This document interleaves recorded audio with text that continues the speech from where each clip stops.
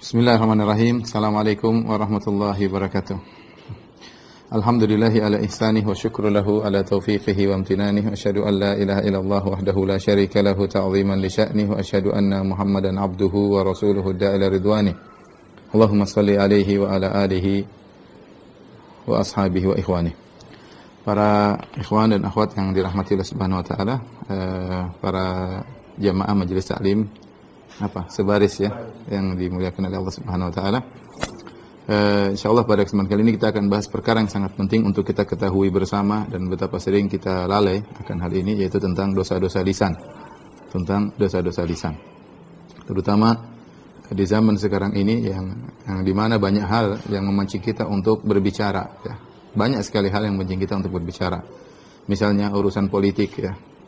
Karena berbicara tentang politik adalah perkara yang menyenangkan dan sering kita berkomentar tentang politik tanpa ada dalil, tanpa ada bayinah, hanya sekedar dengar-dengar, hanya sekedar ikut-ikutan, hanya latah. Kemudian kita berkomentar, terkadang kita membangun al-wala' wal-bara', kebencian, kasih sayang di atas politik tersebut, yang semua tulisan kita, catatan kita, omongan kita akan dihisab oleh Allah pada hari kiamat ya.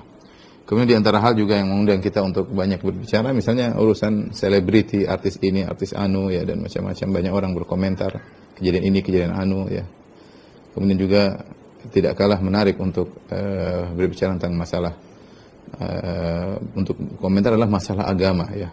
Dengan adanya medsos banyak sekali perkara-perkara agama yang dibicarakan, sehingga terkadang seorang berbicara dengan kebenaran dan sering berbicara dengan kebatilan, dan ini semua adalah termasuk dari dosa-dosa lisan. Ikhwan dan akhwat yang dirahmati Allah Subhanahu wa taala, sesungguhnya lisan ya adalah nikmat ya. Kata Allah Subhanahu wa taala, alam naj'al lahu 'ainain wa lisanan wa syafatain. Bukankah kami telah menjadikan bagi dia dua mata, wa lisanan wa syafatain, dan kami berikan baginya lisan dan dua bibir ya. Di antara nikmat yang Allah ingatkan adalah tentang nikmat lisan dan bibir ya, sehingga nikmat untuk berbicara ya. Oleh karenanya kalau nikmat ini kita gunakan dengan sebaik-baiknya, maka lisan ini sangat mudah mengantarkan orang ke dalam surga Allah Subhanahu wa taala. Namun jika ternyata tidak digunakan pada tempatnya, maka lisan ini sangat mudah mengantarkan orang ke dalam neraka jahanam. Makanya disebut dengan dzatu haddain, itu lisanlah memiliki dua mata ya. Ya, bisa mengantarkan kepada kebaikan, bisa mengantarkan kepada keburukan. Oleh karenanya banyak dalil menunjukkan lisan mengantarkan kepada kebaikan, seperti orang yang menjaga lisan, kata Nabi sallallahu alaihi wasallam, man yatman li ma baina lahyaihi wa fakhidhaihi atman lahul jannah. Barang siapa yang menjamin apa yang di antara dua rahangnya, yaitu lisannya, dan menjamin apa yang di antara dua pahanya, itu kemaluannya, aku jamin baginya surga. Aku jamin baginya surga. Demikian juga Rasulullah SAW bersabda, innar rajula la yatakallamu bil kalimati min ridwanillah la yulkilaha balan ya yarfa'ullahu biha darajat. Sungguh ada seorang mengucapkan satu perkataan yang dia tidak pikirkan dampaknya, tapi itu ternyata mendatangkan keridhaan Allah Subhanahu wa taala. Ya, kalimat dia mungkin sepele, enggak ada sepele, ternyata di kalimat berkahnya luar biasa. Ya. Yarfa'ullahu biha darajat. Dengan kalimat tersebut Allah Subhanahu wa taala mengangkat derajatnya tinggi, yang tinggi ya. Kemudian juga Rasulullah SAW bersabda, al-muslim man salimal muslimuna min lisanihi wa yadihi ya. Seorang muslim yang baik, yang sejati adalah di mana orang-orang Islam yang lain selamat dari keburukan lisannya. Jadi kalau dia bisa jaga lisan, maka dia akan mudah masuk surga. Bukankah lisan dengan lisan kita baca Al-Qur'an, dengan lisan kita berdakwah, dengan lisan kita beramar ma'ruf nahi mungkar ya, dengan lisan kita kalimatut thayyibah, kata-kata yang menyenangkan, dengan lisan kita menyenangkan hati orang tua, menyenangkan hati kawan-kawan ya. Banyak ya. Banyak yang bisa kita lakukan dengan lisan. Kalau seorang menggunakannya dengan baik, maka itu sangat ladang pahala besar baginya. Sebaliknya jika tidak digunakan dengan baik, tidak pada tempatnya, maka sangat berbahaya ya. Makanya ketika Mu'adz bin Jabal berkata kepada Nabi sallallahu alaihi wasallam, "Inna lamu'akhadzuna bima natakallamu bih." Ya Rasulullah, apakah kita akan disiksa, diazab di neraka gara-gara apa yang kita ucapkan?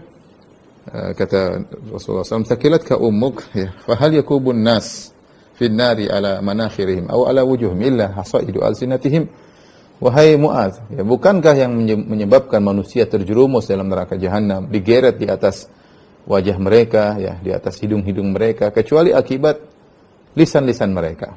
Ya, ini isyarat bahwasanya sebab menyebabkan orang masuk neraka jahanam banyak gara-gara lisannya, ya. Demikian juga Nabi SAW mengatakan, "Aktsaru ma yudkhilul an-nasa an-nara al-ajwafan." Dua perkara yang paling banyak masukkan orang dalam neraka jahanam, di antaranya adalah dua hal, yaitu dua lubang, yaitu lubang kemaluan sama lubang mulut, ya. Ini membuat orang banyak masukkan mereka dalam neraka jahanam. Kemudian juga Rasulullah SAW bersabda, "Inna rajula la yatakallamu bil kalimati." Sungguh seorang berucap dengan satu kata, dengan satu kalimat, ya. Min sakhatillah, yang ternyata kalimat tersebut mendatangkan kemurkaan Allah. La yulqi laha balan, dia tidak peduli, dianggap biasa-biasa aja. Ternyata dampak buruknya sangat besar, ya. Yahwi biha fi jahannam. Dengan satu kalimat tersebut, dia pun terjerumus dalam neraka jahannam, ya. Maka seorang berusaha untuk menjaga lisannya, jangan terpancing dengan hal-hal yang membuat dia mudah untuk berkomentar. Secara umum, dosa lisan ada dua. Secara umum dosa lisan ada dua, afatul lisan ada dua, yaitu al-kalam bil batil huwa sukut anil batil. Yang pertama adalah berbicara dengan dosa atau berbicara dengan kebatilan. Yang kedua adalah mendiamkan kebatilan. Secara umum dosa lisan ada dua sebabnya. Yang pertama berbicara dengan kebatilan, yang kedua mendiamkan kebatilan, ya. Ada satu kebatilan dia diam saja, ya. Satunya dikatakan syaitan yatakallam, syaitan natik, yang disebut syaitan akhras. Yang satunya yang berbicara dengan kebatilan disebut setan yang berbicara. Yang mendiamkan kebatilan, membiarkan aja, yang penting dia selamat, dia tidak, yang penting dia happy, ya. Disebut dengan syaitan akhras, yaitu setan yang bisu. Dua-duanya tercela. Pada kesempatan kali ini kita akan menyebutkan, ya, secara global tentang dosa-dosa yang disebutkan lisan, ya, dan kita akan sebutkan secara singkat saja karena tidak mungkin kita bahas seluruhnya secara detail, ya. Tujuan saya pada kesempatan hari ini adalah membahas secara singkat, ya. Karena kalau kita mau bahas maka satu persatu butuh pengajian sendiri, ya. Satu persatu butuh pengajian. Tapi tujuan kita adalah agar ada gambaran global bagi kita, agar kita tahu apa sih dosa-dosa lisan, agar kita bisa menghindar darinya, ya. Baik, saya akan tuliskan di papan tulis, tolong diperhatikan.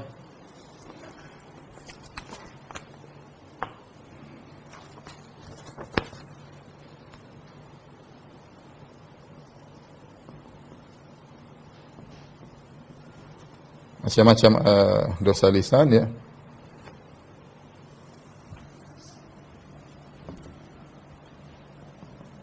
Yang berkaitan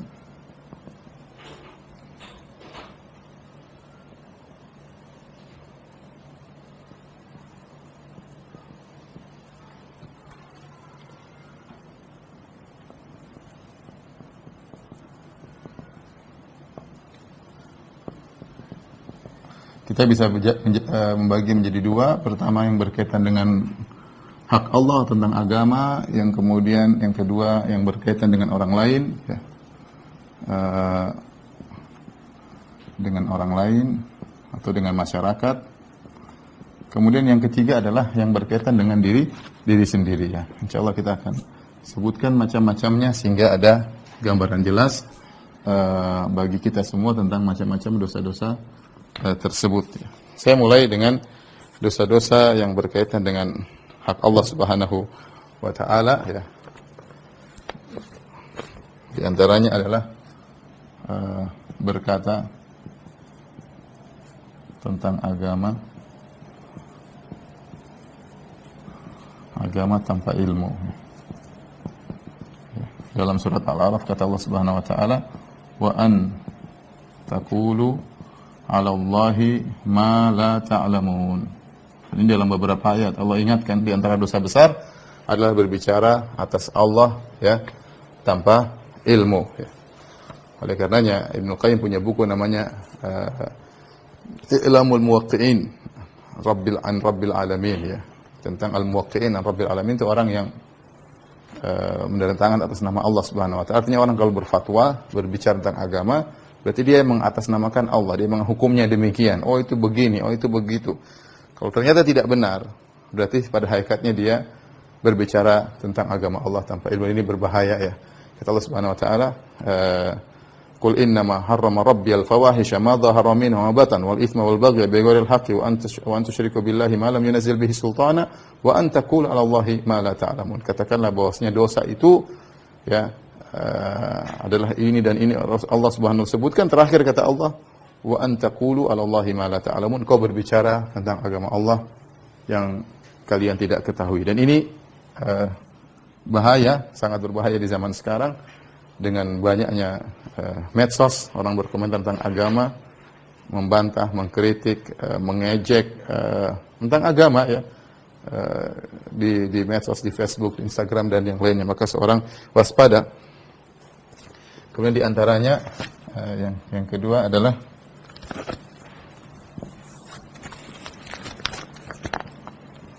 berdusta atas nama Nabi sallallahu alaihi wasallam.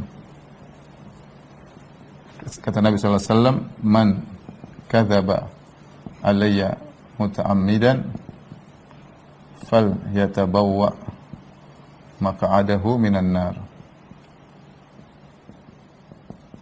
Barang siapa sengaja berdusta atas namaku, maka siapkanlah tempat duduknya atau kaplingnya di neraka jahanam. Kata Rasulullah SAW, "Al-kadhib alayya laisa kal-kadhib ala ahad." Atau kama qala Nabi SAW, berdusta atas namaku tidak sama seperti dusta atas nama orang lain. Kalau kita dusta atas nama orang lain, gak ada katanya agama, ya. Itu dusta selesai. Tapi kalau kita bilang Nabi bilang begini, Nabi bilang ternyata tidak benar, orang yang dengar menganggap itu agama. Sehingga dia meyakini, dia mengamalkan.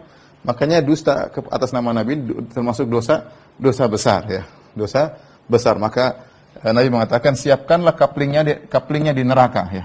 Kata Ibnu Hajar, "Falyatabawwa," maka seakan-akan tidak ada kapling yang lain. Ini cuma di neraka saja.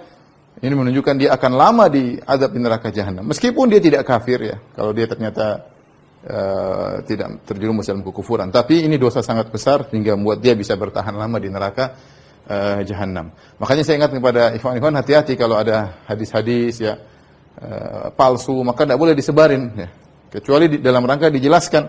Dan banyak sekarang hadis-hadis palsu tersebar. Ya banyak, entah mereka tahu atau tidak tahu. Kalau mereka tidak tahu, mudah-mudahan dimaafkan oleh Allah Subhanahu wa taala. Kita yang tahu, kita harus ingatkan. Seperti thalabul ilmi, utlubul ilma walau bisin, menuntut ilmu meskipun sampai dari Cina, misalnya. Ini hadis palsu. Contohnya ikhtilafu ummati rahmah, ikhtilaf umatku adalah rahmat, hadis palsu juga la aslalahu. Kemudian misalnya tentang hadis Nur Muhammad ya, bahwasanya Allah sebelum Allah menciptakan langit dan bumi, Allah ciptakan cahaya Nabi Muhammad SAW. Demikian juga Rasulullah SAW katanya, Allah berkata, laulaka ma khalaqtul aflaq, wahai Muhammad, kalau bukan karena engkau maka aku tidak menciptakan alam semesta. Contohnya lagi, hubbul watani minal iman, cinta negeri adalah bagian daripada iman. Ini semua lafal-lafal tidak boleh kita sandarkan kepada Nabi SAW. Tidak boleh kita mengatakan Nabi bersabda demikian. Ya. Oleh karenanya hadis palsu banyak, makanya Al-Imam Ibnu Jauzi menulis bukunya Al-Mawdu'at, hadis-hadis maudhu' ya. Karena para perawi banyak mendusta ya. Ada perawi untuk berdusta untuk mendukung madhabnya, seperti perawi-perawi Syiah yang mendukung madhabnya, dan banyak. Oleh karena seorang waspada, tidak semua dikatakan dari Nabi kemudian ikut disebarkan. Khawatir kita ikut menyebarkan kedustaan, dan ini bahaya lisan ya, dan bahaya tulisan juga ya. Kemudian berikutnya yang sudah kita bahas dalam kitab Tauhid misalnya ya, bersumpah dengan selain Allah ya. Kata Nabi sallallahu alaihi wasallam, "Man halafa bi ghairillah faqad asyrak," barang saya bersumpah dengan nama selain Allah maka dia telah berbuat syirik. Misalnya dia mengatakan wal Ka'bah, demi Ka'bah, atau dia mengatakan wan Nabi, demi Muhammad SAW. Saya sering dengar orang berkata demi Allah, demi Nabi. Ya, ini juga adalah kesyirikan. Enggak boleh bersumpah dengan nama selain Allah. Barang siapa bersumpah dengan nama Allah selain Allah, maka dia telah berbuat kesyirikan. Ya. Misalnya mencela zaman. Kata Nabi sallallahu alaihi wasallam, "La tasubud dahr." Jangan kalian mencela zaman ya, karena zaman tidak pantas dicela. Yang dicela adalah penghuni zaman. Ya, adalah penghuni zaman. Zaman cuma tempat waktu bergulirnya perbuatan manusia. Barang siapa mencela zaman, sungguhnya secara tidak langsung dia mencela Allah.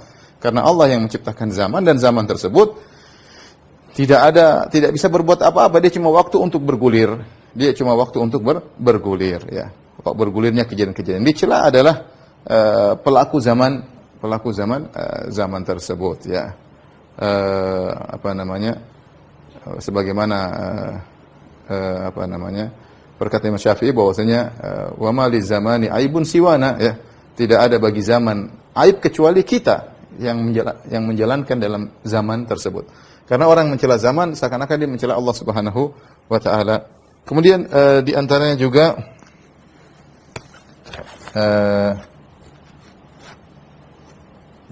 taswidul fasik, yaitu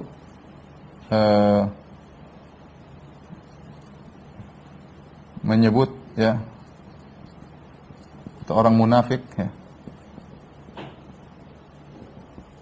sebagai sayyid, pemimpin, orang baik ya. Enggak boleh ya.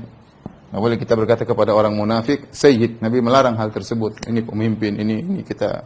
Jadi dia orang munafik ya. Karena kalau tidak benar, maka Allah akan murka kepada orang yang mengagung-agungkan orang munafik ya. Maka seorang waspada. Kata Nabi sallallahu alaihi wasallam, "La taqulu lil munafiq sayyid, fa innahu iyyaku sayyidan faqad askhattum." Ya. Ya, jangan kalian mengatakan kepada askhattumullah, jangan kalian katakan orang munafik sayyid, karena itu mendatangkan murka bagi Allah Subhanahu wa taala. Contohnya lagi mengatakan ya, masya Allah wa syi'ta ya. Masya Allah wa syi'ta ya. Karena kehendak Allah dan kehendakmu. Ini juga tidak boleh, karena kita menggandengkan antara kehendak Allah dengan kehendak manusia. Di antaranya juga ya, ini di antara hal-hal yang tidak diperbolehkan. Itu masih banyak kalau kita belajar kembali tentang masalah Kitabut Tauhid. Baik, sekarang yang berkaitan dengan, atau yang kita mulai dengan berkaitan dengan diri sendiri ya. Apa yang dosa-dosa yang berkaitan dengan diri sendiri? Di antaranya ikhwan ya, seperti beramar ma'ruf nahi mungkar,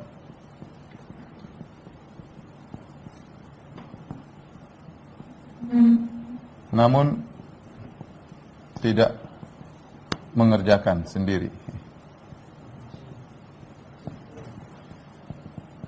Dalam satu hadis ya,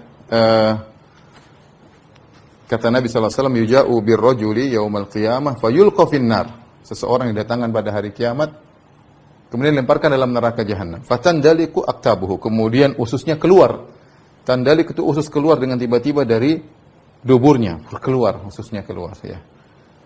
Kemudian fayaduru ya, kama yaduru himar birahahu. Kemudian dia pun berputar-putar suatu tempat dengan ususnya tadi, seperti keledai yang berputar-putar ya, ketika menggiling biji-bijian ya, dengan alat putaran tersebut dia mutar, seperti itu dia di neraka jahanam. Fayajtami'u alaihi ahlun nar, maka orang penghuni neraka pun ngumpul melihat dia.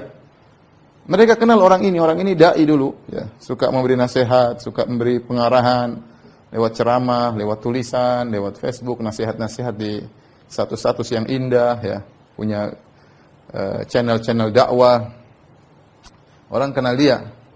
Maka mereka mengatakan, "Masya'nuka ya fulan? Ada apa dengan kau wahai fulan? Alasta ta'muruna bil ma'ruf wa tanhana 'anil munkar?" Bukankah engkau dahulu yang telah menyuruh kami untuk berbuat kebaikan? Bukankah kau dahulu yang telah melarang kami dari perbuatan kemungkaran? Maka dia mengatakan, "Benar. Kuntu amurukum bil ma'ruf wa la atih wa anhaakum 'anil munkar wa atih." Saya dulu di dunia menyuruh kalian untuk berbuat kebajikan, namun saya sendiri tidak melakukannya. Saya dulu di dunia melarang kalian dari kemungkaran, saya sendiri melanggarnya. Dan ini peringatan keras bagi orang-orang yang hobi menasihati ya. Hendaknya dia berusaha melaksanakan apa yang dia ucapkan. Ya, maka sering dikatakan bahwasanya nasihat yang kita tulis di status atau yang kita share Yang paling utama adalah untuk diri kita sendiri sebelum yang lainnya. Ya. Seorang berusaha. Ya.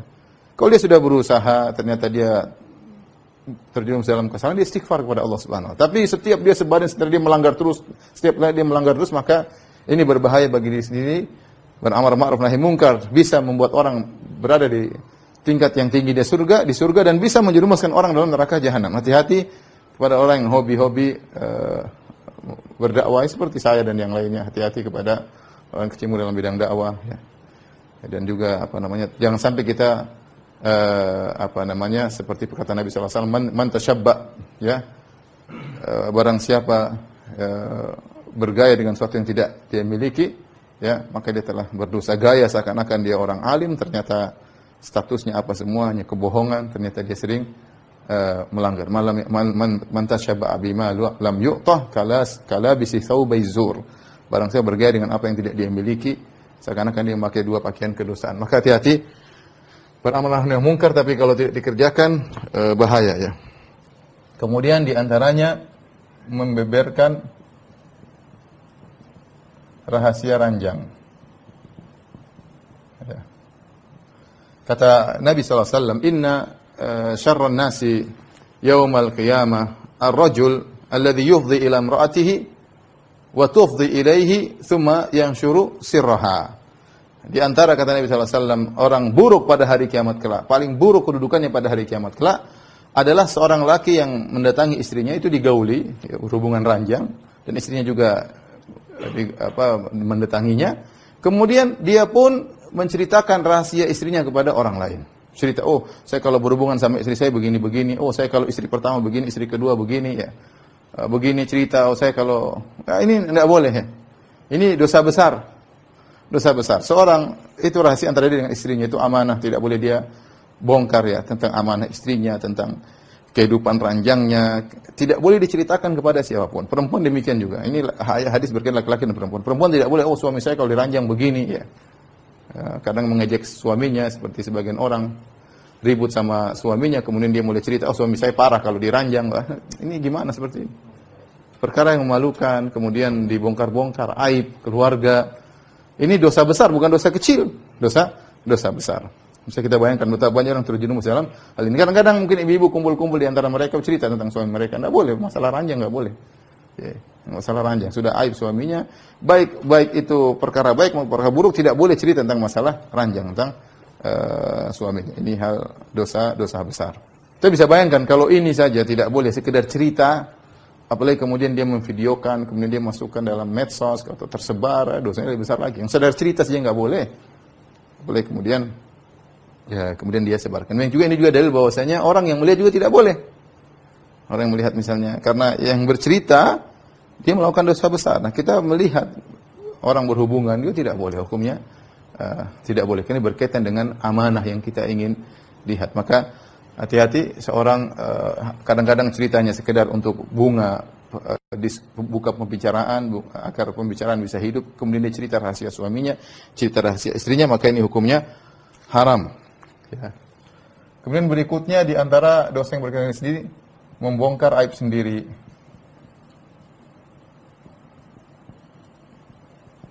Setelah ditutup oleh Allah. Ya, kata Nabi SAW, kullu ummati mu'afan ilal mujahirin.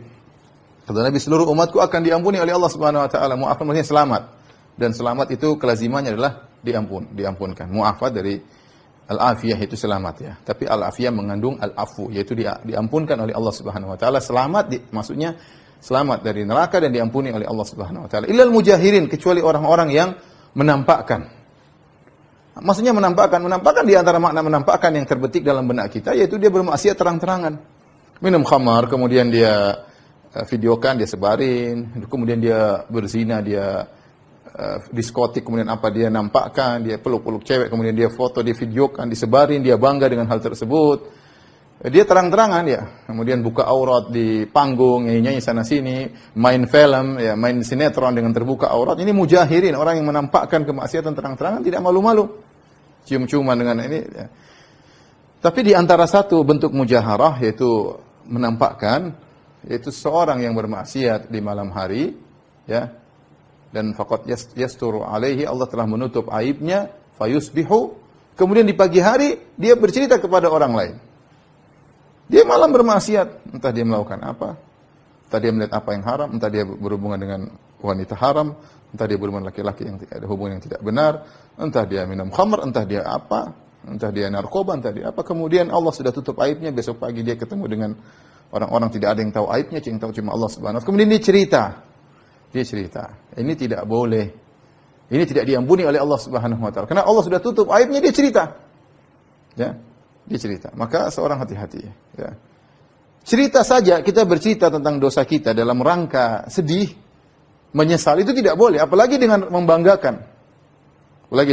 Kita cerita saja, aduh qadarullah tadi malam saya begini, aduh saya menyesal banget. Tidak boleh. Itu pun dalam kondisi sudah ente sedih, serahkan kepada Allah. Ente dosa-dosa, bertobat kepada Allah. Cerita dalam kondisi sedih saja tidak boleh, apalagi dalam rangka bangga-banggakan, ya.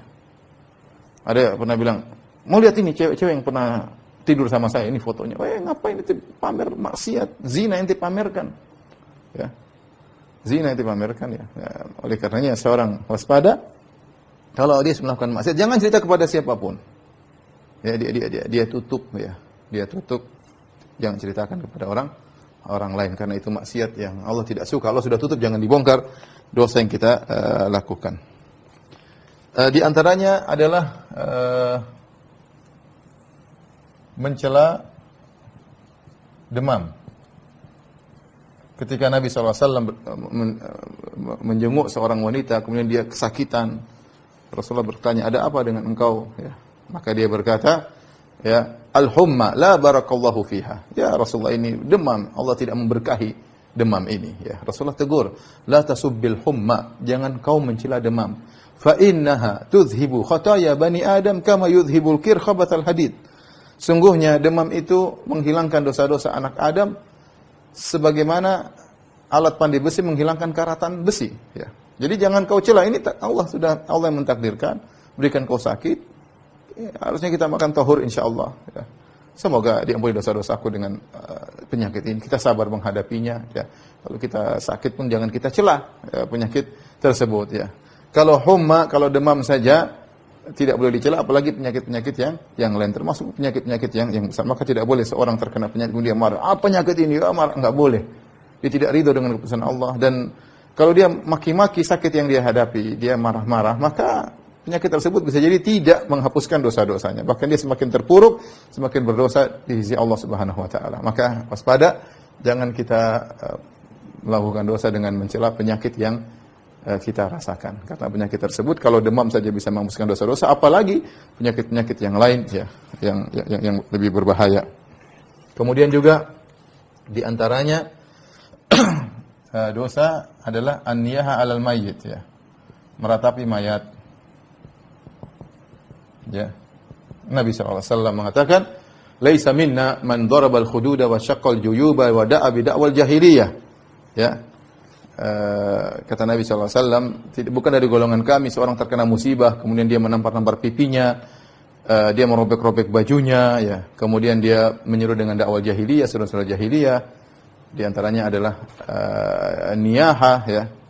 An-naih ilam tatub, kata Nabi, kalau wanita yang berniyaha tidak bertobat, maka dia akan diberi ganjaran, ya, dengan pakaian min jarab, yaitu pakaian dia pakai di neraka yang bikin dia gatal-gatal kulitnya, dan ini dosa besar.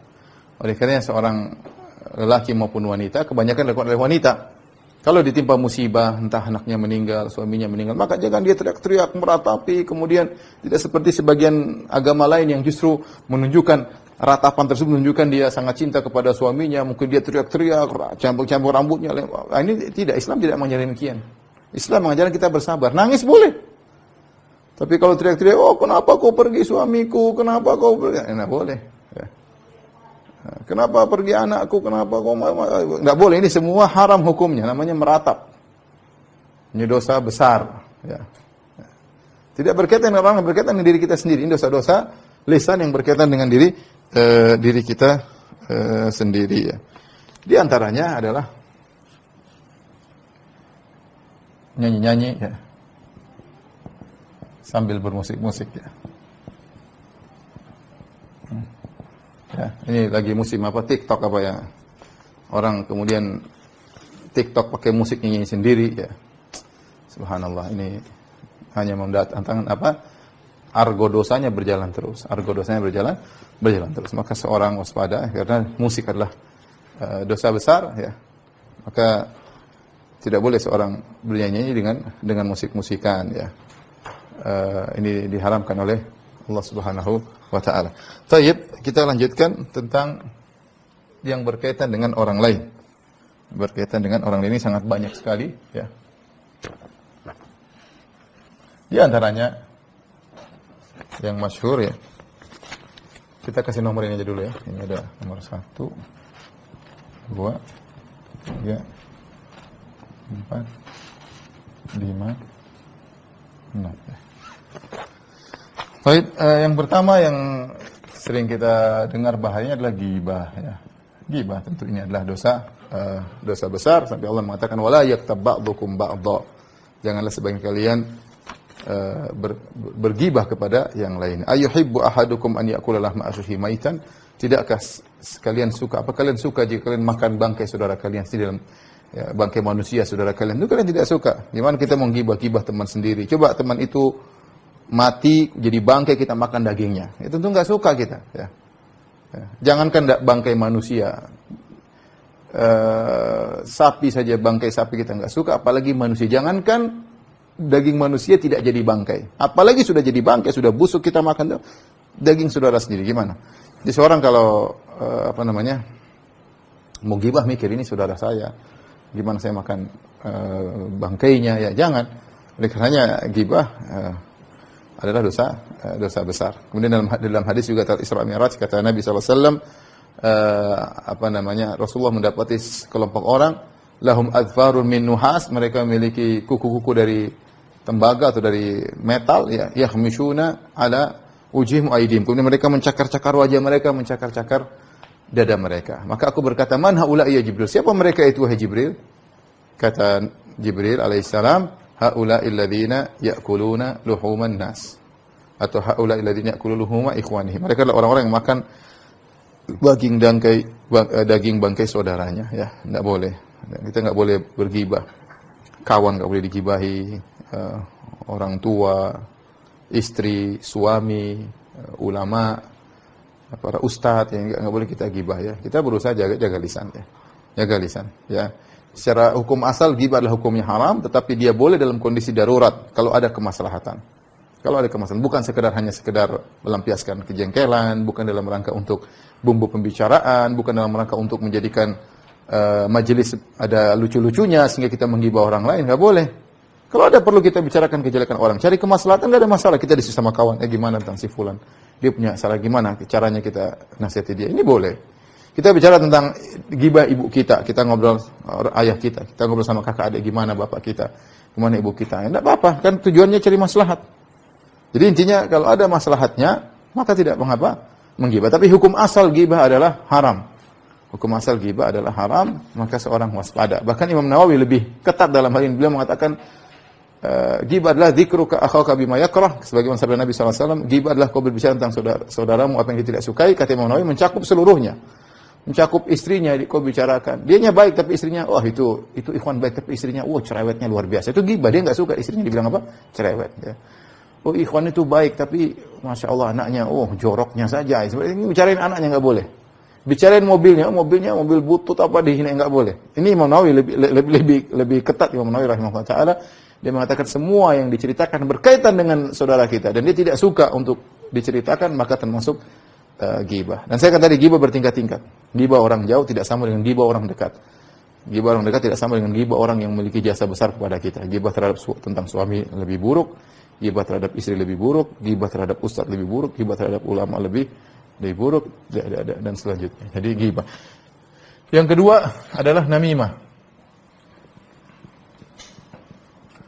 Namimah adalah mengadu domba, ya, adalah mengadu domba di antara manusia. Ya, kata Allah Subhanahu wa taala, hammazin masya'in binamim. Ya. Allah mencela seorang yang kerjanya kesana kemari, jalan kesana kemari, binamim, untuk mengadu domba. Kata Nabi SAW, la yadkhulul jannah namam dalam riwayat qattat. Ya. Tidak masuk surga orang yang tukang namimah atau qattat. Qattat sama tukang namimah, ya. Bedanya antara namam dengan qattat, kalau namam dia hadir langsung kejadian, kemudian dia cerita ke sana kemari. Kalau qattat dia dengar-dengar, kemudian dia pergi ke A, dia pergi ke B untuk mengadu domba, sampaikan berita sana berita sini sehingga A dan B pun bertengkar. Ini dosanya sangat besar, maka Nabi mengatakan tidak masuk surga orang yang melakukan namimah. Ancaman besar dari Nabi SAW menunjukkan dia adalah dosa besar. Kemudian juga di antaranya sebab azab kubur. Dalam hadis Ibnu Abbas radhiyallahu anhuma kata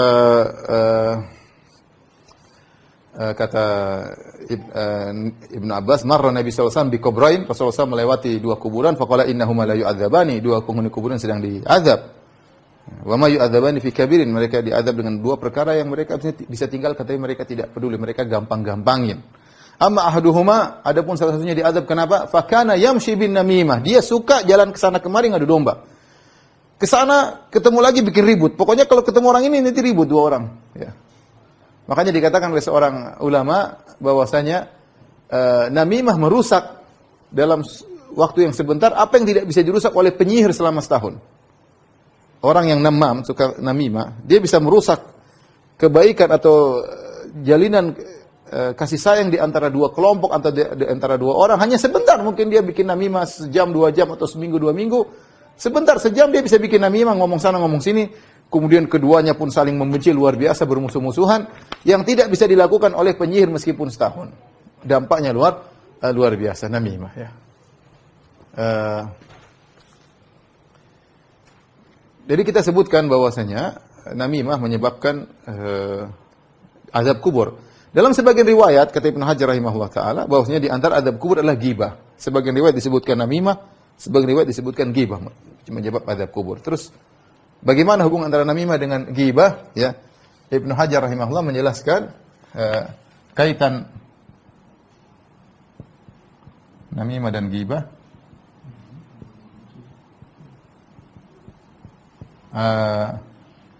Kalau namimah ala wajhil ifsad, tujuannya untuk mengadu domba. Mengadu domba. Dengan ghibah maupun terang-terangan. Maupun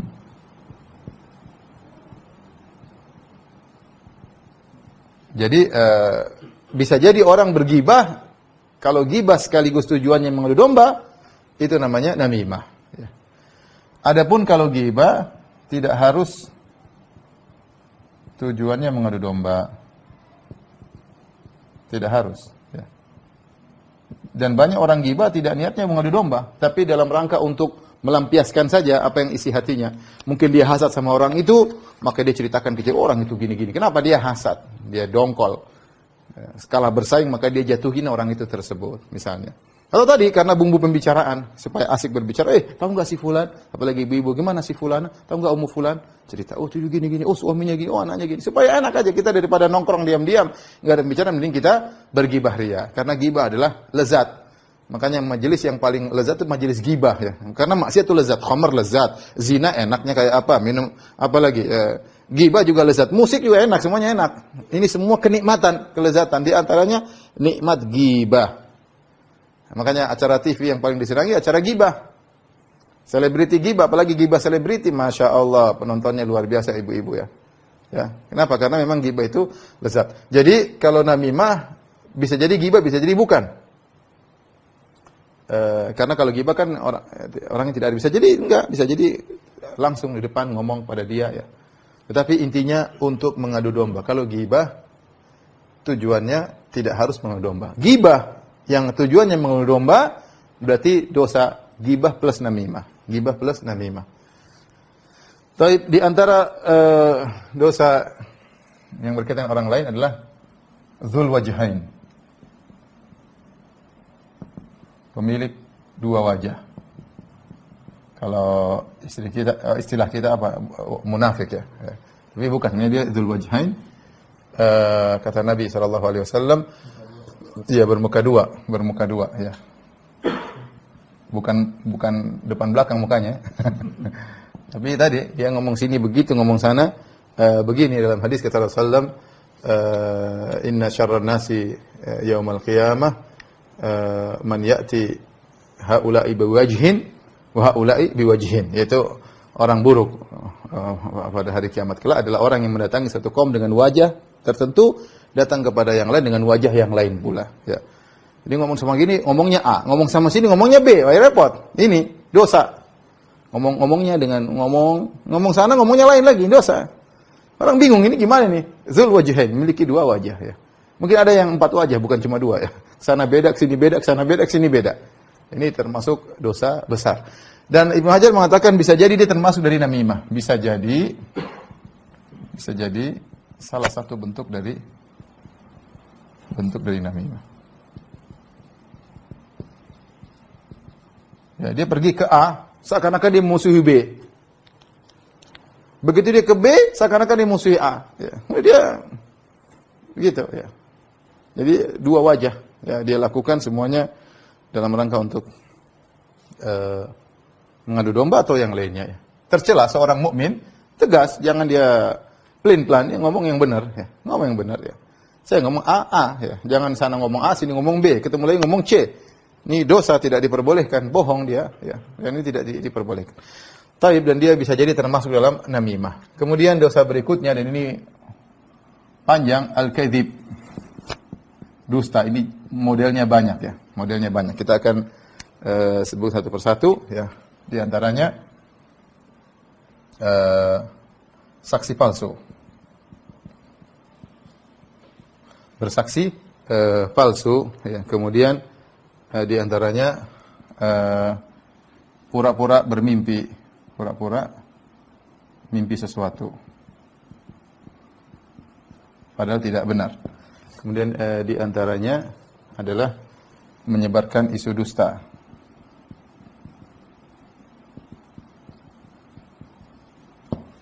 Kemudian di antaranya mengaku nasab palsu.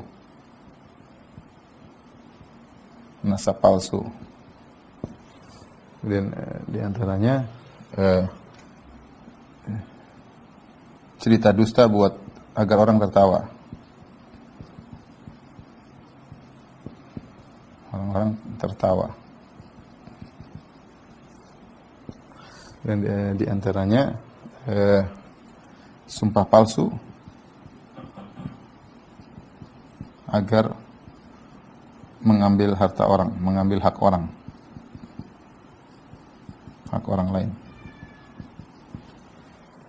Kemudian an-najash.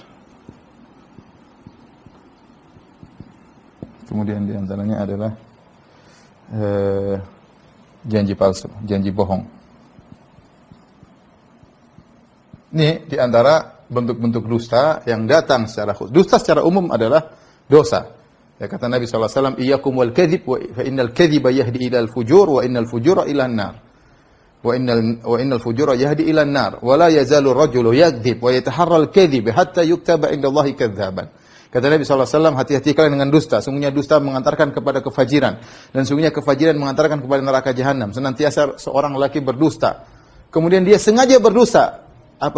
Spesialis dusta. Kalau dusta pintar ya. Sampai distempel oleh Allah, dicatat oleh Allah di sisi Allah sebagai pendusta. Dan ini banyak terjadi orang seperti dia sering dusta ini. Akhirnya karena sering berdusta dan dia jago berdusta, akhirnya dia distempel oleh Allah cap pendusta sampai mati dusta terus. Dan dia menganggap itu sepele, ngomong dusta sana dusta sini tidak ada masalah bagi dia. Jadi suatu yang biasa. Sama seperti orang misalnya dia berzina sekali, dia merasa takut kayaknya dosa. Kedua, ketiga, kelima, lama sudah biasa. Hal yang biasa. Sama, dusta juga gitu. Pertama, aduh saya ngebohong nih. Kedua, masih ada ketakutan. Lama-lama rasa malunya dicabut. Lama-lama sudah biasa, distempel oleh Allah jadi pendusta. Hatta yuktaba indallahi kadzaban. Jadi dusta sampai dicatat oleh Allah di sisi Allah sebagai pendusta. Jadi dusta itu dosa secara umum. Di antara dosa-dosa tersebut adalah syahadatuz zur, bersaksi palsu. Ya, ketika Nabi SAW menyampaikan tentang Ala ukbirukum bi akbaril kaba'ir, mau kabarkan kepada kalian tentang dosa-dosa besar? Kata Nabi sallallahu alaihi wasallam, al-isyraku billah, syirik kepada Allah. Kemudian yang kedua, uququl walidain. Durhaka kepada orang tua. Wa kana yattaki, ya, darinya Nabi sallallahu alaihi wasallam beriktikaf, kemudian Rasulullah duduk, kemudian Rasulullah SAW, ala wa syahadatuz zur. Ala wa syahadatuz zur. Ketahui, hati-hati. Saksi palsu. Enggak boleh kita bersaksi palsu, bersaksi untuk menjatuhkan yang lain, untuk memenangkan yang lain, menjadi saksi palsu. Ini hukumnya dosa besar. Jangan dianggap sepele, ini hukumnya dosa besar, ya. Bahkan kalau kita harus bersaksi ternyata orang tersebut kita jengkel, tapi kalau dia benar kita harus bersaksi dengan saksi yang jujur. Ya. Kunu qawwamina lillahi syuhada'a bil qist wa la yajrimannakum syana'anu qaumin ala alla ta'dilu. Wahai orang yang beriman, jadilah kalian jujur ketika menjadi saksi. Jangan sampai kalian karena benci kepada suatu kaum kalian pun bersaksi palsu. Tidak boleh. Ya. Saksi palsu hukumnya dosa besar. Yang kedua, pura-pura mimpi sesuatu. Dan ini dosanya lebih besar daripada dusta biasa. Dusta di alam sadar masih lebih ringan daripada dusta tentang mimpi. Oh, saya tadi malam mimpi begini. Itu dosa.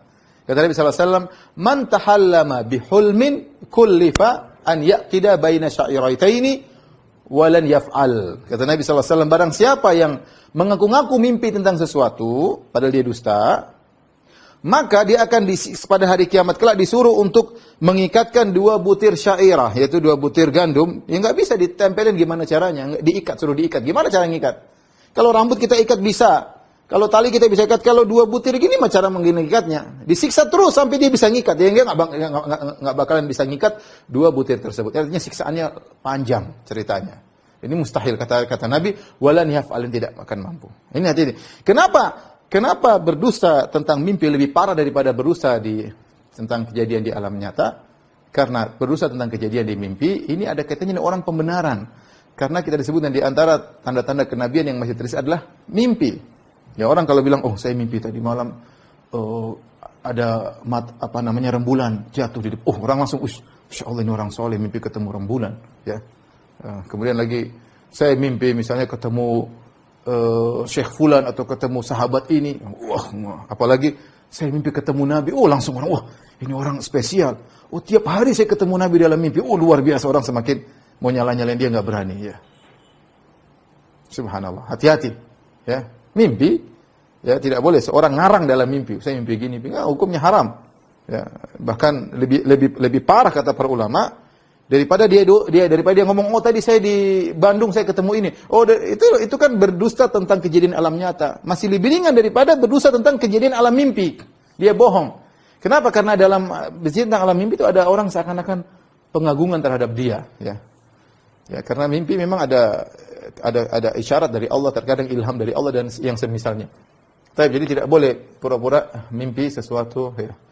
Kemudian diantaranya menyebarkan isu dusta dalam hadis yang masyhur tentang orang-orang diadab dalam alam barzakh. Diantaranya seorang yang mulutnya dirobek sampai ke belakang, kemudian setelah dipindahin mulut kiri dirobek dengan besi, robek sampai ke lehernya. Setelah itu dipindahin sembuh lagi, terus sampai hari kiamat dia disiksa dalam barzakh. Ketika Nabi bertanya siapa orang itu, maka dikatakan kepada Nabi sallallahu alaihi wasallam, rajulun yakdzibu bi kadzbah fatuhmalu anhu hatta tablughal afaq. Seorang yang dia buat isu, kemudian isunya di-share, bayangkan di-share. Tuhmalu anhu itu diambil dan disebarin sampai ke seluruh dunia. Jadi isu yang di-share, dan ini sangat berbahaya bagi orang-orang yang main di medsos, terutama orang-orang pembawa berita, wartawan dan televisi dan macam-macamnya. Ya, hati-hati. Ya, bikin cerita dusta karena masalah politik, bikin cerita bohong karena untuk menutupi keburukan, cerita bohong, binasa inti hari kiamat. Jangan hari kiamat, di alam barzakh sudah binasa. Ya. Beda saya ngebohongin 10 orang, santai 10 orang, saya bukan santai juga bahaya hari kiamat, tapi ini sampai dibaca oleh 1 juta orang, viewersnya sampai 1 juta orang. Ngeri. Yang nonton sampai 50 juta, aduh ngeri. Bohong di acara televisi misalnya. Dan ini terjadi, kawan, hati-hati. Saya sering sampaikan ketika saya ngisi suatu stasiun televisi di hari Ramadan, bulan Ramadan, saya bilang hati-hati, ente kalau dusta sengaja berdosa di bulan Ramadan, maka pahala Anda tidak diterima oleh Allah Subhanahu, puasanya tidak dianggap. Ya. Man lam yada' qaula zur, ya, falaisa lillahi hajatun fi ayyada ta'am wa syarab. Barang siapa yang tidak meninggalkan perkataan dosa, Allah tidak butuh dengan puasanya. Maka ada salah seorang dari stasiun TV itu mengatakan, "Ustaz, gimana kita disuruh buat berita dusta, Ustaz? Yang suruh direksi, Ustaz. Yang pahalanya puasanya tidak diterima, direksi doang apa kita juga?" Kita semuanya. Ya, Anda ikut-ikutan menyebarkan dusta tersebut. Anda tahu dusta, jangan sebarin, dikeluarin dari kerjaan, keluar aja, ya. Enggak boleh dusta. Apalagi dusta tersebut tersebar, ya. Tadi fatuhmalu anhu, diambil dusta tersebut, fatablugul afaq, tersebar ke seluruh penjuru dunia. Kemudian di antara dusta yang diingatkan juga, mengaku nasab palsu. Ini ngomong depan orang, saya anaknya ini, saya keturunan ini, darah saya darah biru. Coba kalau nggak percaya, ya, misalnya ngaku saya keturunan ini, saya ningrat, saya raden, saya apa, kayak nggak boleh. Kalau nggak benar, dosa. Kata Nabi SAW, "Man da'a ila ghairi abihi wa huwa ya'lamu annahu ila ghairi abihi." Ya. Fal jannatu alaihi haram. Oh, kama qala Nabi SAW. Kata Nabi SAW, barang siapa ngaku-ngaku, saya anaknya si fulan, saya keturunannya si fulan, saya dari kabilah ini, saya suku ini. Padahal dia tahu dia tidak dari suku tersebut, maka surga haram baginya. Surga haram baginya. Ya nggak boleh kita, misalnya saya bilang saya ini orang Bugis, oh saya ini orang Jawa, padahal saya bukan orang Jawa. Darah saya darah Bugis misalnya, nggak boleh saya bohong. Atau sebaliknya, saya orang Jawa ngaku orang Bugis misalnya, ternyata darah saya darah Jawa misalnya. Oh saya ada keturunan bule, oh, Masya Allah bule, ya, bule potan ya. bule rambut hitam, hidung pesek, gimana bule dari mana ini? Ya ngaku saya keturunan ini, keturunan ini, keturunan raja ini, keturunan sunan ini, keturunan ini. Kalau nggak benar nggak boleh, hukumnya haram. Hukumnya haram, karena kita tahu masyarakat menghormati nasab. Ini nasab keturunan orang soleh, dia akan ini. Kalau ternyata dia bohong, maka haram bagi dia untuk masuk surga. Ya, haram bagi dia untuk masuk surga. Apalagi kemudian yang ngaku keturunan dalam rangka untuk ngambil harta, misalnya warisan lah, harta apa yang lebih parah lagi. Ngaku saja keturunan orang yang bukan bapaknya, maka hukumnya haram. Apalagi setelah itu ada hal-hal yang haram lagi selain itu, seperti ngambil harta warisan dan yang lainnya. Di antaranya berdusta untuk menyenangkan orang lain, membuat orang lain tertawa. Ini tidak boleh. Kata Nabi SAW, "Wailun lilladzi yuhaddithu." Ya. "Liyudhika bihil qaum fayakdzibu. Wailun lahu thumma wailun lahu." Kata Nabi SAW, celaka. Neraka wail atau celaka bagi orang yang dia ngomong untuk membuat orang lain tertawa, maka dia dusta. Celaka baginya. Jadi tidak boleh kita kemudian bohong. Oh, tadi di sana ada begini. Kita ngarang cerita, orang tertawa. Kita ngarang cerita tentang kita dengan teman kita, supaya orang tertawa. Enggak boleh bohong. Apalagi itu kita jadikan saran untuk dakwah. Kita bohong sana, bohong sini. Oh, saya kemarin ke sana, ternyata bohong. Orang tertawa. Orang senang. Tidak boleh. Bukan dakwah saja kalau kita bohong-bohong. Tidak boleh, apalagi kita jadikan sebagai sarana dakwah. Maka hukumnya haram. Karena Nabi sampai mengatakan celaka 3 kali. Wailun lahu, thumma wailun lahu. Celaka 3 kali. Jadi hukumnya haram. Maka seorang tidak boleh sengaja berdosa untuk menyenangkan orang lain, untuk membuat orang lain tertawa. Dan ini menunjukkan buruknya dusta. Dusta saja untuk membuat orang senang tidak boleh, apalagi dusta dalam rangka untuk mendolimi orang lain. Ya. Kemudian yang tadinya sumpah palsu agar mengambil hak orang lain. Ketika Rasulullah SAW mengatakan tentang, ditanyakan, "Mal kabair?" Ya Rasulullah, apa itu dosa-dosa besar? Rasulullah SAW mengatakan, "Isyrak billah," syirik kepada Allah, hukul walidain, dosa kepada orang tua. Kemudian kata Nabi SAW, "Al-yaminul ghamus." Al-yamin, sumpah al-ghamus artinya yang tenggelam. Kenapa disebut dengan al-yaminul ghamus? Sumpah yang menenggelamkan, karena sumpah itu menenggelamkan orang dalam neraka jahanam. Ya, al-yaminul ghamus. Apa itu ya al-yaminul ghamus? Al-yaminul ghamus adalah sumpah dalam rangka mengambil hak orang lain. Ya. Alladzi yaqtati'u. Rasulullah ditanya, apa itu yaminul ghamus ya Rasulullah? Istilah baru dari Nabi. Sumpah yang menenggelamkan. Kata Nabi SAW, alladzi yaqtati'u ma lam ri'im muslim. Ya. Seorang yang mengambil dengan sumpahnya tersebut harta orang lain. Tidak boleh. Oh itu demi Allah punya saya. Demi Allah punya saya. Bahkan dalam riwayat kata Nabi SAW, hatta walau kana syai'an yasiran. Meskipun hanya barang sedikit, tidak boleh. Kata para sahabat, walau syai'an yasiran, ya Rasulullah, hanya perkara barang sepele kita masuk neraka jahanam. Kata Nabi, iya. Hatta wa in kana, kata Nabi sallallahu wa in qadiban min araq. Kata Nabi, meskipun kayu siwak. Oh, itu kayu siwak saya demi Allah. Sama kalau pena. Oh, pena saya demi Allah. Enggak boleh. Bikin masuk neraka ini punya orang. Apalagi kemudian ngambil tanah orang. Sumpah ngambil tanah orang, sumpah ngambil ini orang, sumpah ngambil mobil orang. Aduh. Jadi tidak boleh bersumpah palsu agar mengambil hak orang lain. Kemudian dilarang juga najas. Kata Nabi SAW, wala tanajashu. Apa itu najas? Janganlah kalian sering berbuat najas. Najas adalah omongan-omongan bohong untuk melariskan perdagangan. Misalnya si A jualan barang. Barang ini enggak terlalu menarik. Maka dia panggil temannya B, C, D. Pura-pura mau beli. Oh, ini barang bagus. Oh, ini murah. Saya dapat tempat sana mahal. Di sini murah. Bohong. Diiklanin dengan bohong. Ya. Maka ini dosa. Sama seperti iklan. Misalnya seorang wanita jadi iklan sampo. Dia bilang, oh dengan sampo ini rambut saya jadi hitam. Padahal bukan, sebelum pakai sampo rambutnya sudah hitam misalnya. Dengan sampo ini maka rambut saya menjadi begini, kinclong. Ya. Dia bohong. Bukan karena sampo itu, sampo murahan. Dia pergi ke salon mahal. Itu bikin rambutnya jadi bagus. Ini namanya juga bohong. Jadi najas adalah kata-kata bohong untuk melariskan suatu barang. Ini tidak diperbolehkan. Kemudian janji bohong ini juga tidak diperbolehkan. Kata Nabi SAW, ayatul munafiq salas. Ayat tanda-tanda orang munafik 3. Di antaranya, idza haddatsa kadzaba, wa idza wa'ada akhlafa, wa idza tumina khana. Kalau dia berbicara dia bohong, kalau dikasih amanah dia berkhianat, wa idza wa'ada akhlafa, kalau dia berjanji dia menyelisihi. Ya, hati-hati seorang jangan sampai terjerumus dalam tanda-tanda orang munafik. Baik. Di antara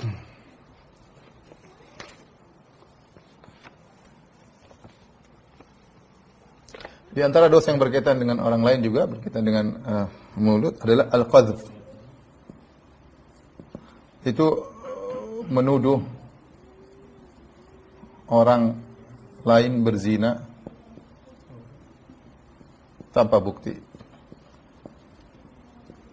Kata Allah Subhanahu wa ta'ala, innal ladzina yarmuna al-muhsanati al-ghafilati al-mu'minati lu'inu fid dunya wal akhirah wa lahum adzabun 'adzim, dalam surat An-Nur. Kata Allah, sungguhnya orang-orang yang menuduh wanita baik-baik berzina, wanita yang menjaga diri dituduh berzina, ya, wa lahum adzabun 'adzim, bagi mereka azab yang pedih. Lu'inu fid dunya wal akhirah, dilaknat di dunia dan akhirat. Enggak boleh, ya. Enggak boleh kita nuduh orang lain, ya kan. Karena Nabi SAW mengatakan, inna dima'akum wa amwalakum wa a'radakum haram. Sungguhnya darah kalian haram, harta kalian haram, harga diri kalian juga haram. Tidak boleh kita nuduh orang berzina. Oh itu, misalnya kita bilang, oh itu pezina itu, oh itu begini, nggak boleh. Itu laki-laki itu buaya, suka berapa wanita jadi korban baginya. Oh itu perempuan suka zina sama, nggak boleh. Oh, itu laki-laki misalnya homo, itu perempuan lesbi, nggak boleh. Ini berkaitan dengan harga dirinya, maka tidak boleh. Ini hukumnya haram. Ya. Kalau seorang menuduh orang lain, walam ya'tu bi'arba'ati syuhada fajliduhum thamanina jaldah. Ya. Kata Allah, bangsa yang menuduh orang lain kemudian melakukan zina kemudian tidak punya bukti 4 saksi, maka dicambuk, ya, oleh Allah, disuruh oleh Allah Subhanahu untuk dicambuk. Kemudian di antaranya ngejek, ya. Di antaranya adalah sukhriyah. Mengejek. Ya akhi, tidak boleh kita mengejek, ya akhi. Mengejek itu enggak baik, ya. Kalau kita pun ada berselisih dengan orang, kita jelaskan secara baik, tidak perlu kita mengejek-ejek, tidak perlu kita merendahkan. Kita bicara ilmiah saja, ya. Jangan sampai kita gara-gara berbeda dengan kita kemudian akhirnya kita ngejek-ngejek di luar hal yang kita ingin menghadapi kebatilan dengan kebatilan juga tidak boleh, ya. Kata Allah Subhanahu wa taala, ya ayyuhalladzina amanu la yaskhar qaumun min qaumin asa an yakunu khairan minhum wala nisa'un min nisa'in asa an yakunna khairan minhun. Wahai orang beriman, janganlah sebagian lelaki kaum mengejek lelaki yang lain. Jangan sebagian wanita mengejek wanita yang lain. Bisa jadi yang diejek lebih baik daripada yang mengejek. Dan kenyataannya demikian. Kebanyakan yang diejek lebih baik daripada yang mengejek. Kenapa kata para ulama? Karena yang mengejek biasanya ada keangkuhan dan ada kesombongan. Dan kesombongan sebesar dzarrah pun Allah tidak suka. La yadkhul jannata man kana fi qalbihi mithqalu dzarratin min kibr. Tidak masuk surga orang dalam hatinya ada kesombongan sebesar dzarrah. Dan biasanya itulah yang membuat dia mengejek, merendahkan, ya. Ya, enggak boleh. Ya. Yasbimir minas syarri an yakhira akhul muslim. Cukup seorang dikatakan buruk jika dia merendahkan saudaranya sama muslim. Maka jangan sampai kita terjun dalam mengejek, apalagi dengan gelaran-gelaran, lakop-lakop yang tidak benar. Kalau kita diberi lakop, biarin aja. Jangan kita balas dengan lakop-lakop yang tidak benar, lakop-lakop yang mengejek. Sudah nggak usah lah, kita dituduh ya sudahlah. Ya, sabar ya. Jangan sampai kita balas dengan ejekan-ejekan yang tidak benar.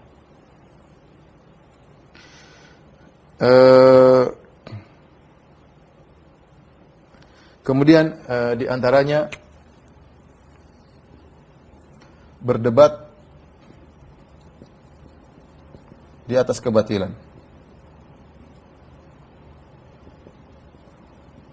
Ini di antara dosa berkaitan dengan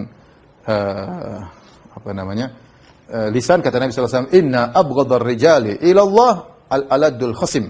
Kata Nabi, sungguhnya orang yang paling dibenci oleh Allah di antaranya al-aladul khasim, itu suka berdebat di atas kebatilan. Sudah tahu salahnya, ya lari sana lari sini, sudah. Ente kalau salah ya sudah ngaku salah. Tapi terus mempertahankan kebatilan dengan perdebatan, dan ini benci sekali sama Allah Subhanahu wa taala. Hati-hati. Ya. Ini banyak orang udah masuk dalam medan perdebatan. Kita ngomong A, dia fokus lari ke B. Lari ngomong B, lari ke C. Ente ngapain seperti itu? Kalau ya sudah, tapi demikian karena kesombongan, keangkuhan, tidak mau kalah di depan umum misalnya. Ya sudah, kalau tidak mau kalah di depan umum, enggak usah debat. Enggak usah debat. Jangan kalau kita salah, ada yang tegur kita meskipun musuh kita bilang salah, kita bilang salah. Ya saya salah. Dalam hal ini saya salah.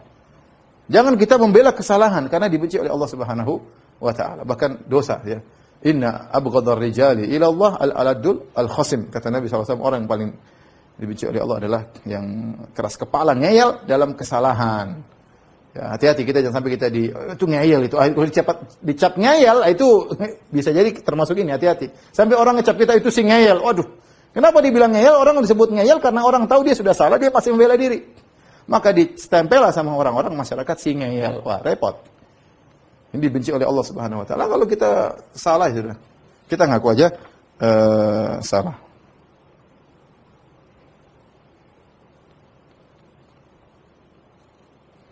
Di antaranya kata para ulama juga adalah memuji berlebihan. Memuji orang lain berlebihan. Ini enggak boleh juga. Apalagi dalam rangka cari muka, enggak boleh ya. Sampai Rasulullah SAW menegur seorang, Rasulullah mengatakan, qata'tum dhahar rajul, kau telah mematahkan tulang punggung orang tersebut. Kenapa dengan pujian-pujianmu? Kata Rasulullah SAW, idza ra'aitumul maddahin fahdhu ala wajhi turab. Kalau lihat orang tukang muji, lemparkan pasir di wajahnya. Kenapa pujian-pujian itu kalau berlebihan buat orang akhirnya riya, buat orang ujub. Dia tadinya sudah ikhlas jadi hancur gara-gara pujianmu. Dia tadinya sudah tawadhu jadi sombong, angkuh gara-gara pujianmu. Ini banyak penjilat-penjilat seperti ini. Oh, semuanya gurunya lah, bosnya lah dia jilatin dia, sehingga seakan-akan gurunya tidak pernah salah.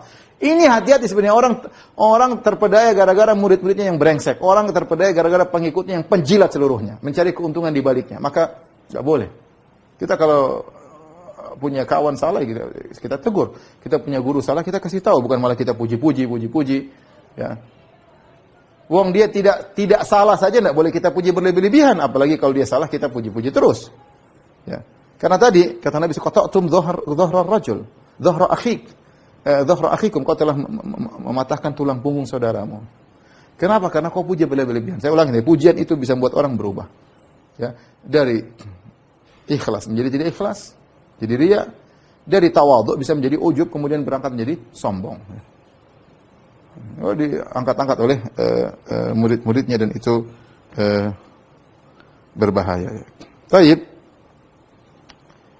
Di antara juga caci maki, jaga mulut ya. Di antara hal yang dilarang adalah asab, mencaci maki. Kita bermusuhan dengan orang, tidak perlu caci maki. Kata Nabi SAW, al-mustabbani maqala alal badi illa an ya'tadi al-mazlum. Kata Nabi SAW, kalau dua orang caci maki, si A dan si B, caci maki nih, kamu brengsek. Hewan, tomat, semua maki-maki dikeluarin semuanya. Maka seluruh yang diucapkan oleh dua orang ini, dosanya kembali kepada yang pertama kali mencaci maki. Misalnya si A dan si B. Yang pertama kali caci maki si A. Kamu suku brengsek, si B balas, kamu juga suku brengsek. Kamu bapakmu brengsek, oh bapakmu juga brengsek. Terus, 1 jam mereka caci maki, semuanya dosanya ke A. Fa'alal badi, kata Nabi, semuanya dosanya kepada si A. Kecuali kalau si B berbuat zalim. Maksudnya apa? Dia memaki lebih daripada makian si A. Maka yang kelebihannya itu diserahkan kepada si B. Tapi kalau dia balas masih setimpal, seluruh dosanya berkumpul untuk si A. Maka seorang berusaha menjaga lisannya. Seorang menjaga lisannya. Di antara bentuk mencela adalah mencela kedua orang tua. Ya, kata Rasulullah SAW, sampai seorang mencaci maki kedua orang tuanya. Sahabat mengatakan, bagaimana seorang mencaci maki kedua orang tuanya? Kata Rasulullah SAW, bisa terjadi dengan secara tidak langsung. Ya. Yasubbur rajulu abar rajuli fayasubbu abahu. Seorang mencaci maki bapak temannya mencaci bapaknya juga. Maka secara tidak langsung dia mencaci bapaknya sendiri, ya. Dan ini semua adalah bentuk-bentuk dosa berkaitan dengan lisan. Baik, inilah para ikhwan dan akhwat yang dirahmati oleh Allah Subhanahu wa taala, para jamaah Masjid Ta'lim Sebaris yang dirahmati oleh Allah Subhanahu wa taala, tentang dosa-dosa berkaitan dengan lisan. Semoga kita bisa menjauhinya, terutama di zaman sekarang, ya, yang memancing kita untuk bisa berbicara dengan perkataan yang batil. Saya ingatkan di penghujung pengajian kita, yang pertama bahwasanya hukum tulisan sama dengan hukum lisan, ya, hati-hati. Dosa ini bisa jadi dengan omongan, bisa jadi dengan rekaman suara, bisa dengan video YouTube, bisa jadi dengan tulisan di komentar misalnya, atau di status, atau di berita, ya, ini juga sama, lisan dan tulisan hukumnya sama. Yang kedua, di antara cara-cara agar kita bisa menghindar dari ini semua, yang pertama kita harus yakin bahwasanya setiap perkataan kita dicatat oleh malaikat, ya.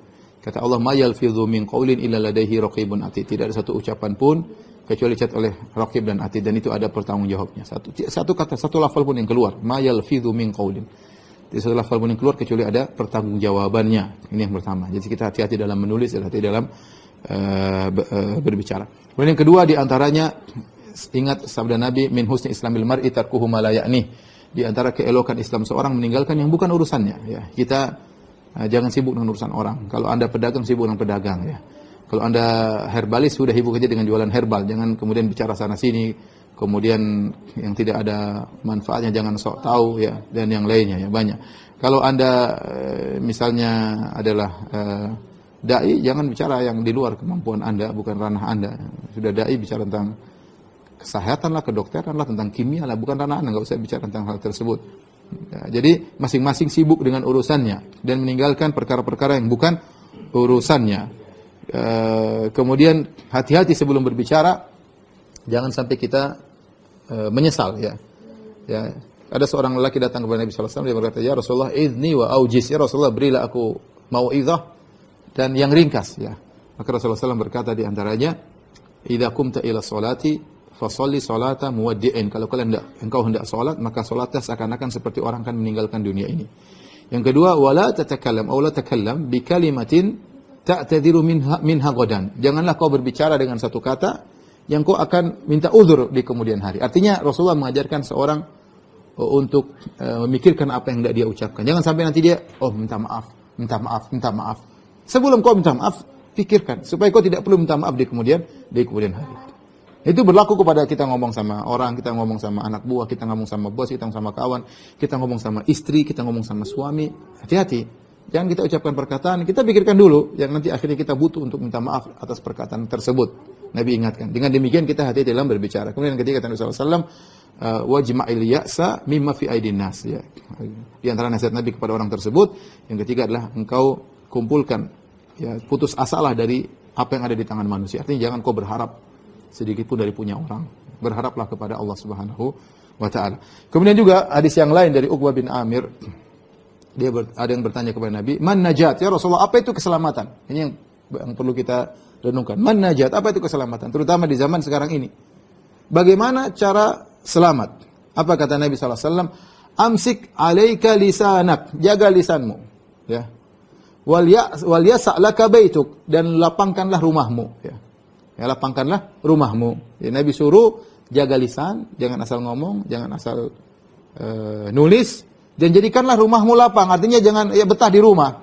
Itu isyarat jangan suka ngurusin urusan orang. Ya. Jangan pengen tahu urusan orang. Ya. Saya ini terlalu banyak tahu urusan orang. Ada orang masalah telepon, orang masalah datang, aduh. Saya juga tidak suka, tapi kasihan, saya harus kasih solusi. Kalau saya bilang saya nggak mau urusan ente sendiri, ngapain lapor-lapor ke saya? Mau sedih dibagi-bagi, sedih kepada kita. Nanti ada masalah, kita juga kena masalah, ya. Repot, ya. Tapi ya begitulah kondisi, ya.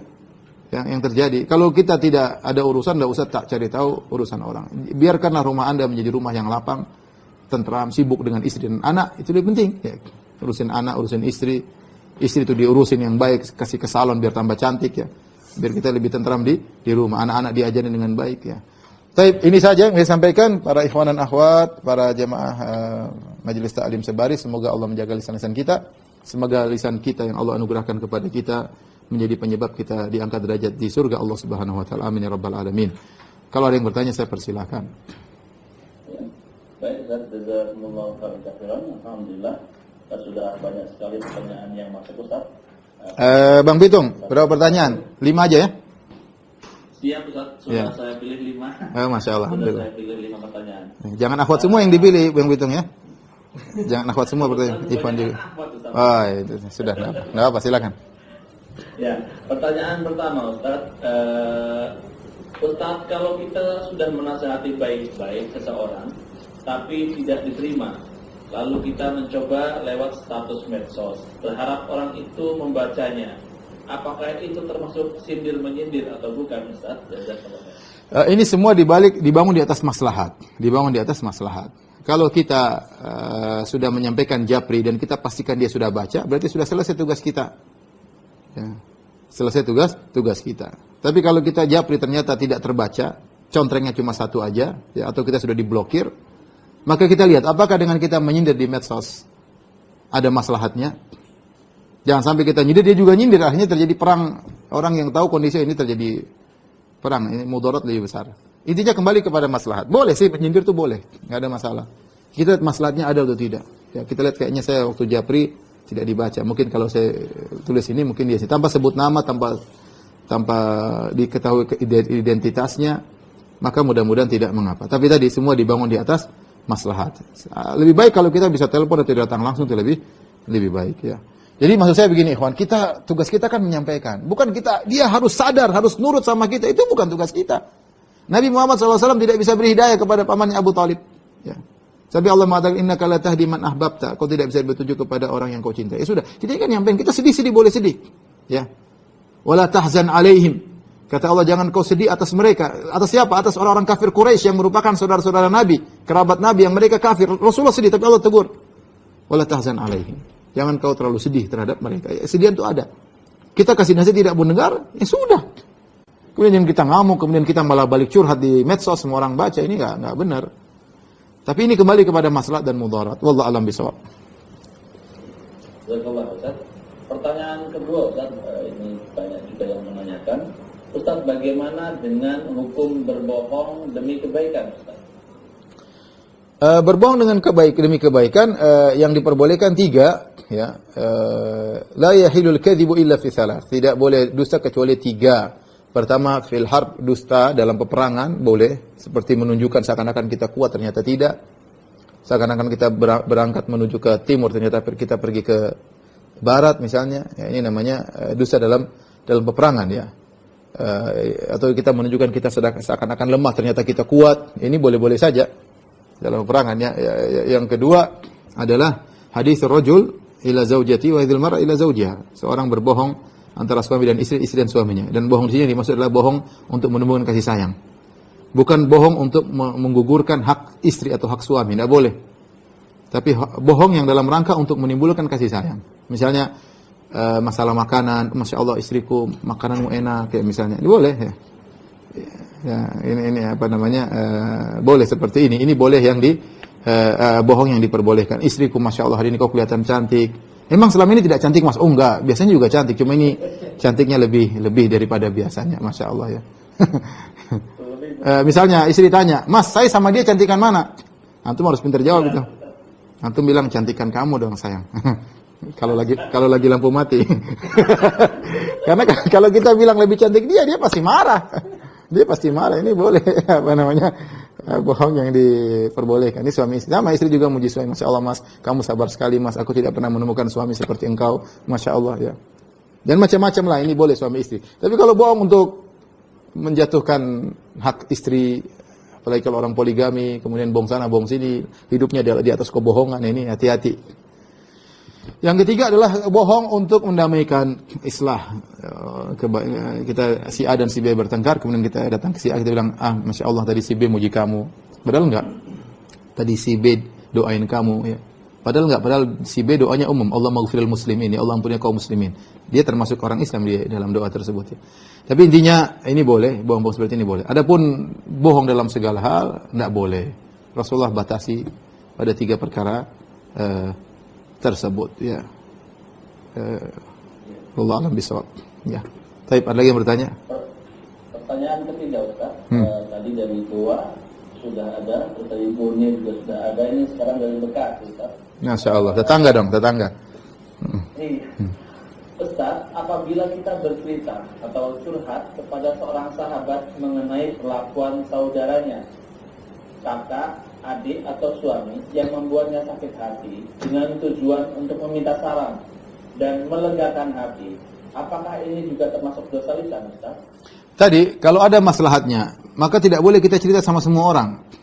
Kita tidak boleh, namanya, apa kata Nabi Ya'qub, innama ashku bathi wa huzni ila Allah. Aku mengadukan al-bath dan huzni, kesedihanku. Al-bath itu kesedihan yang berat, yang ingin dilontarkan, tapi dia mengadukan kepada Allah. Apa kita boleh curhat kepada orang? Boleh kita curhat kepada orang yang tidak semua orang, setiap orang kita curhat, semua datang ketemu ini enggak benar, namanya kita bongkar rahasia dan ini aib keluarga. Tapi kalau kita curhat kepada orang yang teman dekat, yang kita anggap dia bisa kasih saran kepada kita, apa yang kita lakukan, ya. Kita punya teman misalnya ada 5. Kita pilih di antara 5 ini, siapa yang kira-kira siap mendengar curhatan kita pertama. Nah, tidak semua orang mau dengar. Siapa yang di antara 5 orang ini yang amanah? Kalau kita cerita dia tidak ngomong kemana-mana. Siapa di antara 5 orang ini yang mampu untuk meringankan dengan memberi solusi apa yang harus saya lakukan dengan musibah yang saya alami. Kalau itu boleh, maka tidak ada masalah. Dalam rangka untuk mencari solusi. Ya. Tapi tadi dia harus pilih-pilih. Tidak semua ketemu orang asal ngomong, kemudian dia ceritakan curhatannya. Wallahu a'lam bishawab. Ini pertanyaan keempat ya, Pak ya? Ya. Pertanyaan keempat. 2 dari terakhir. Ya. Belum, tak, masih ada 1 lagi. Iya. Ustaz izin bertanya, kalau kita mempunyai lisan, selalu cenderung berbicara kasar dan kotor karena kesal hati. Bagaimana solusinya, Ustaz? Karena anak kadang-kadang suka begitu, mohon nasihat. Saya kasih saran, seperti saya pernah baca dalam sebuah buku, ente bernazar. Kalau saya ngomongin orang, saya bersedekah 200.000. Ini sekedar untuk apa? Kalau ente orang kaya 1 juta, ente kaya lagi 100 juta. Kalau saya bersedekah saya nanti ternyata triliuner, ya udah. Kalau saya gibahin orang, saya sedekah 100 juta. Dengan begitu kita selalu ragu-ragu mau gibah. Waduh ini saya sedekah lagi. Apalagi kalau ente pelit, susah lah untuk. Jadi mungkin di antara hal, mungkin ini sekedar cara yang kalau saya ini saya akan bersedekah, kalau saya gini saya akan puasa. Ini antara hal yang maksa seorang kalau dia tidak mampu mencegah lisannya, sudah didatangkan ayat dalil tidak mampu, coba dengan cara seperti itu. Mudah-mudahan lisannya bisa dia kendalikan. Nanti kalau sudah sebulan 2 bulan dia sudah biasa insya Allah, maka tidak perlu lagi bernazar. Jadi misalnya dia bilang saya bernazar dalam sebulan. Kalau saya dalam sebulan saya ada gibah, setiap gibah saya harus bayar sekian misalnya. Boleh saja, ini melatih diri dia untuk apa? Untuk bisa mengganggu diri sehingga dia tidak melakukan ini. Ini sekedar tidak dikatakan sunnah ya, tidak, cuma saya pernah baca sebagian ulama ada yang seperti itu sehingga dia bisa menahan dirinya daripada gibah. Wallahu a'lam bishawab. Syukran Ustaz. Pertanyaan terakhir atau yang kelima dari NTB. Pertanyaannya adalah, Ustaz izin bertanya, hidup Ana sangat penuh dengan sumpah palsu. Namun baru sekarang Ana merasa sangat menyesal. Kalau kita ingin bertaubat dari dosa tersebut, apakah kita wajib untuk minta maaf sama orang yang pernah kita sumpahin palsu itu, Ustaz, atau cukup dengan bertaubat saja kepada Allah? Syukran Ustaz. Yang pertama, bertobat kepada Allah dengan taubat nasuha. Yang kedua, ya mungkin saya tidak bisa mengatakan Anda harus, ya seharusnya demikian. Setiap Anda pernah sumpah palsu, Anda harus apa? Sampaikan kepada orang tersebut. Seharusnya demikian. Ya. Tapi pelan-pelan ya, satu persatu Anda datangi. Sampai iman Anda kuat, Anda datangi satu persatu. Semaksimal mungkin, semampu mungkin untuk bisa melakukan tersebut. Kalau tidak mampu, serahkan semua kepada Allah Subhanahu Wa Taala ya. Ya. Saya ulangi, pertama bertobat kepada Allah, benar-benar tidak mengulangi. Kedua, sedikit demi sedikit Anda pergi ke si fulan, ingat saya pernah bohongin orang, si fulan, sampaikan, mohon maaf, saya minta satu persatu, coba pelan-pelan. Ya, semaksimal mungkin. Kalau belum rasa belum kuat nanti tunda dulu sampai iman kuat, sampaikan. maaf saya dulu pernah bohongin kamu, apalagi berkaitan dengan hak orang lain. Ini berbahaya ya. Semoga Allah Subhanahu wa taala mengampuni dosa-dosa kita seluruhnya. Kepada sang penanya yang terakhir, semoga diampuni oleh Allah, diangkat derajatnya, dan semoga Allah Subhanahu wa taala menjaga lisan-lisan kita dan menjauhkan kita dari dosa-dosa lisan. Demikian kurang lebihnya saya mohon maaf. Wabillahi taufiq wal hidayah. Assalamualaikum warahmatullahi wabarakatuh.